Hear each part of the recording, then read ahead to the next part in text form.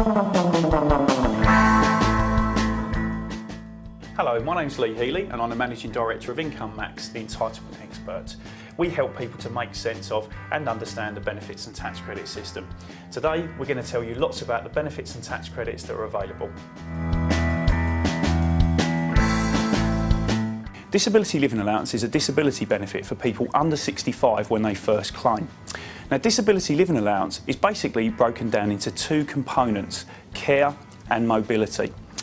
Each component is broken down into rates. First of all, the care component.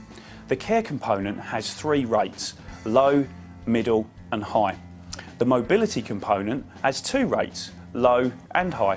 First of all, the care component. Now, as we said, the care component has three rates, low, middle and high.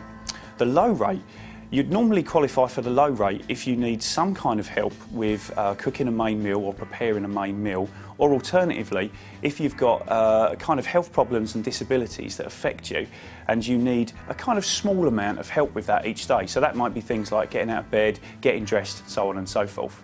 For the middle rate of the care component, they're basically looking to see whether you need help with your personal care.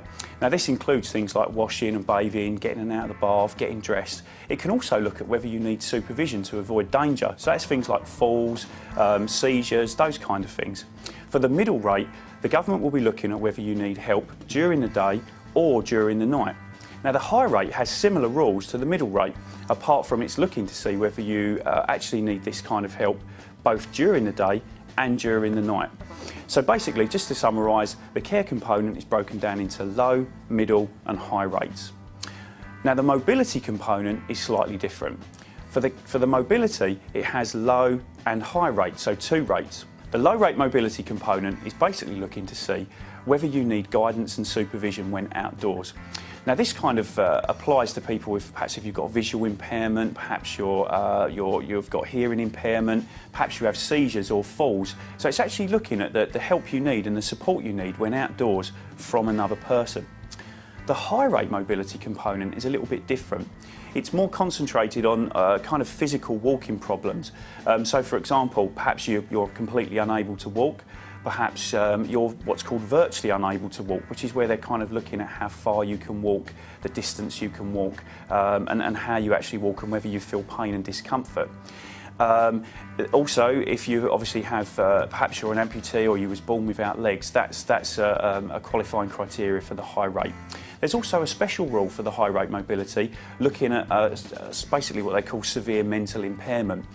With that particular category, they're also going to be looking to see whether you've got the high rate of the care component as well. So just to summarise on the mobility, we've got two rates, that's the low rate and the high rate mobility. It's worth mentioning that for children, the mobility component has some restrictions. So for example, children under 5 are basically unable to claim the low rate mobility, and children under 3 are unable to claim the high rate mobility. For information on all Disability Living Allowance rates, it's worth visiting the Disability Alliance website. You can visit that at www.disabilityalliance.org. This is a guide to Disability Living Allowance rates.